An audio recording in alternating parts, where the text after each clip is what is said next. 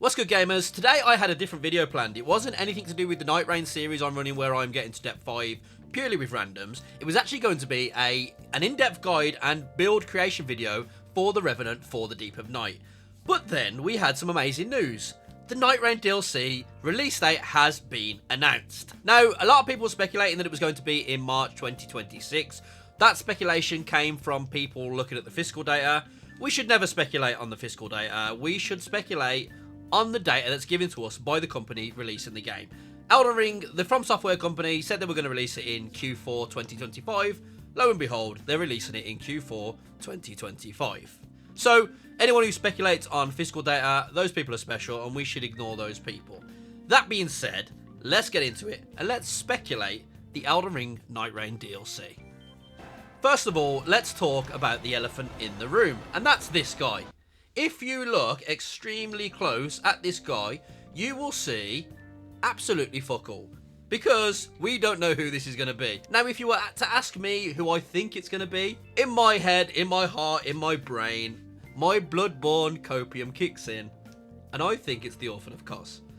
Most likely it's not going to be the Orphan of Kos, but I'm still going to think it's him anyway, and in my heart, we are still getting Bloodborne 2, even though that's probably the biggest copium still of 2025. Now, straight away, if we load the trailer, we can see that there's going to be a new seed. It's obviously still Limvald, so there's probably not going to be a new map, which is disappointing, but at the same time, it's a £15 DLC. What really can you ask for? Now, the Shift in Earth event is obviously taking place here. That's why the seed or the map has moved around a little bit, and this is going to be the center of your Shift in Earth event.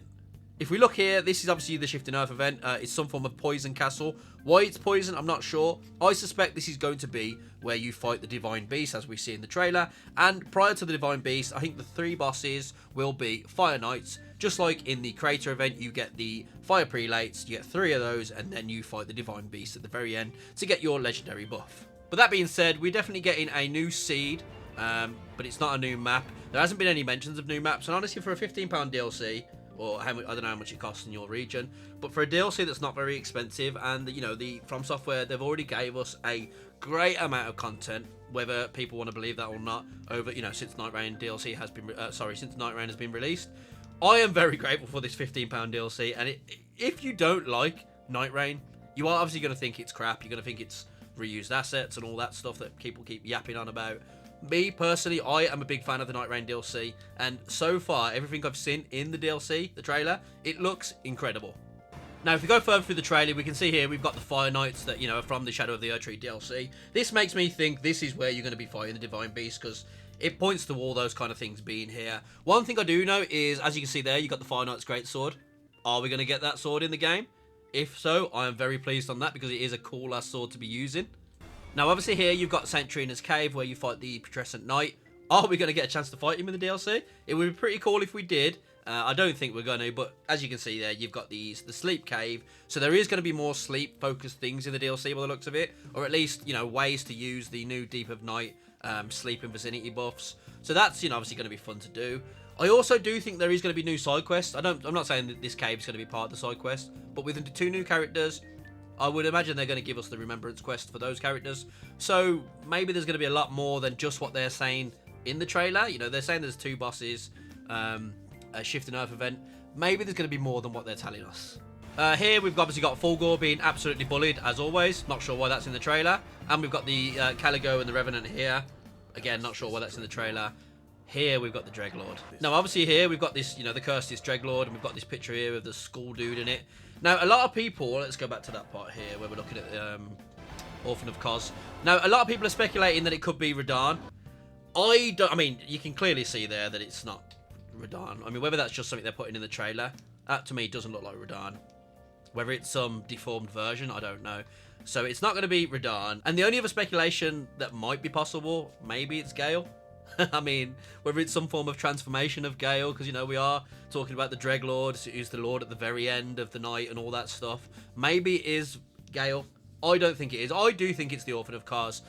Mostly because I think they're doing a bit of fan service for everyone who really wants to play Bloodborne 2. And also, when you fight the Orphan of Kos, there's a shitload of boats and water around. Now, I don't know, maybe I'm just hoping and wishing, but these to me look like broken down boats, so Again, I don't know. It's obviously speculation at this point. No one actually knows who it's going to be. I don't think it's Radahn. I hope it's not Radahn. If it was Gale, I would be very happy.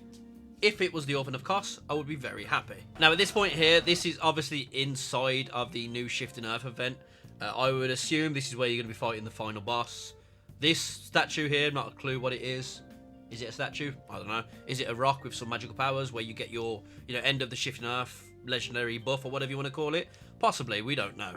Now, if you look at the Shifting Earth event, it does look quite big. So obviously there's going to be, at least I'd like to think there's going to be multiple bosses. Maybe like the crater, where you've got your fire prelates, and at the very end you've got your boss. I don't know who the boss is going to be at the very end. Looking at the trailer, the only one that looks like it might be is the Divine Beast. I would be a bit disappointed if the Divine Beast was at the end of this place. It just, I don't really think it fits this Shifting Earth event. But with that being said, the Divine Beast is an amazing boss, and I would be very excited to fight him. And I am very excited to fight him in the Nightreign DLC. Now, we know that there are 2 new characters coming in. We have the Undertaker and the Scholar. Honestly, I'm not really too bothered about the Scholar. It looks like it's going to be an arcane-based character. I would assume because he's a Scholar and Intelligence and Arcane kind of going one-on-one, he's going to be an Intelligence / Arcane-based character with, high Intelligence, high Arcane. And then, obviously, we've got the sexy nun, as everyone's calling her. She's going to be the new Faith user.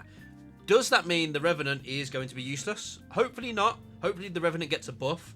She probably won't get a buff. What will happen is they'll probably nerf the Revenant and buff Iron Eye. But hopefully the Revenant does get a buff to make her use, because if this character is, fairly decent, she's just going to outclass the Revenant, and no one's going to play the Revenant. Everyone's going to play the new sexy nun. So, hopefully they don't buff Iron Eye and they don't nerf the Revenant, and they do look at the Revenant, look at her kit, and basically rework the kit for the Deep of Night and the hard mode and stuff. Now, there's a lot of people saying that this guy is going to be basically be able to link all the enemies, so when you damage one, it's going to damage all the other enemies, as you can see there with that one stepping back. And then this part here, as you can see here, Sexy Nun does have a massive back end, so that's good. Something to look at, I guess. That's fun. Now, I'm not getting my hopes up here, but as you can see, you've got Gladius as a day event. If you remember, in the Nightreign trailer, the initial trailers, we had the Gaping Jaw as an event. That never happened. That never come to fruition.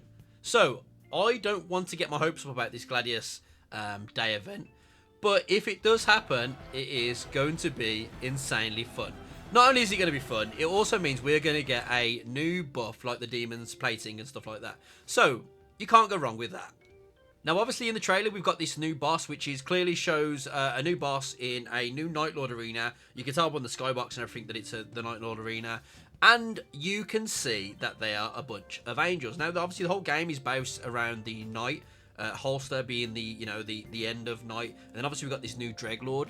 So, these are going to somehow be linked to all of that because, angels generally mean good. So, whether when you beat the Dreglord, these pop out and you have to fight these for whatever reason, I'm not sure. All I know is this is obviously going to be a new Night Lord. And it looks like it's going to be very difficult and very fun. And then, last but not least, if there was a reason you needed to buy Nightreign and Nightreign DLC, what other reason than Artorias himself? Imagine fighting Artorias with the Elden Ring engine just because you don't like the fact that they're using reused assets. How sad will you be if you never get to fight this guy? This alone has probably just sold the DLC 5 times over. Fighting Artorias as Artorias with 2 other wilders dressed as Artorias is peak gaming. As you can see there, December the 4th, 2025, Q4, just as they said it would when you were buying the DLC, and they were right. And honestly, I am so excited, I cannot wait for it. Let me know in the comments what you think, let me know your theories and what you think is going to be in the DLC, because obviously it is all fun to speculate. It does make it just a little bit more fun, especially if you get things right. There's nothing better than predicting something, then when you get to the game, it actually happens. It's such a good feeling. But yeah, I'm excited. I hope you're excited. Can't wait to play it. That is pretty much the end of the video, gang. Nothing else for me really to say. Catch you on the next one. Big love. Peace.